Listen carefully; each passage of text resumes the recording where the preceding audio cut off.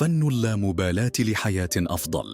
كتاب فن اللامبالاة لحياة أفضل، رؤية جريئة ومختلفة لكيفية التعامل مع الضغوط والاهتمامات ومعنى الحياة. السعادة الحقيقية. يهدف الكاتب إلى توضيح أن السعادة الحقيقية لا تأتي من الكمال أو السعي لإرضاء الجميع، بل من التركيز على الأمور المهمة فقط وقبول عيوبنا وقصورنا. التمرد على الأفكار التقليدية. يعتمد الكتاب على تحدي الأفكار التقليدية التي تربط السعادة بالإنجاز أو بإرضاء الآخرين.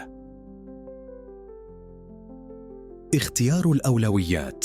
يدعونا مارك مانسون إلى أن نختار بذكاء ما نهتم به، وأن نتخلى عن القلق بشأن الأمور التافهة التي تستنزف طاقتنا. القيم السليمة والزائفة. يركز الكاتب على أهمية القيم التي توجه حياتنا، فيميز بين القيم السليمة مثل التعلم والتواضع، وبين القيم الزائفة مثل الشهرة أو المال التي تؤدي إلى خيبة الأمل.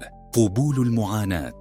يوضح الكاتب أن المعاناة جزء لا يتجزأ من الحياة، ولا يمكن تحقيق النجاح أو السعادة دون المرور بمراحل صعبة، ولذلك بدلاً من الهروب من الألم علينا تقبله والعمل على تجاوزه. تحمل المسؤولية. يدعو الكاتب إلى تحمل المسؤولية عن اختياراتنا وأفعالنا، بدلاً من إلقاء اللوم على الآخرين أو على الظروف. فالمسؤولية تعطينا القدرة على السيطرة على حياتنا. تحديد ما هو مهم.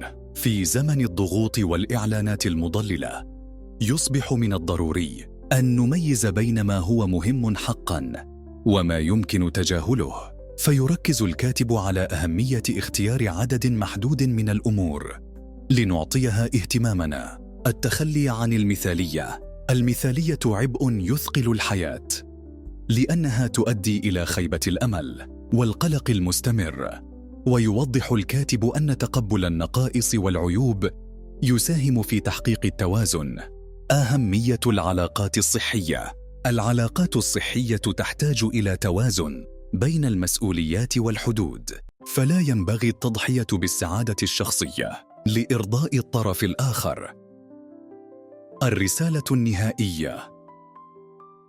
فن اللامبالاة ليس دعوة إلى الإهمال، بل هو نداء للتركيز على ما يضيف قيمة حقيقية إلى حياتنا، ولتجاهل الأمور التي لا تهمنا.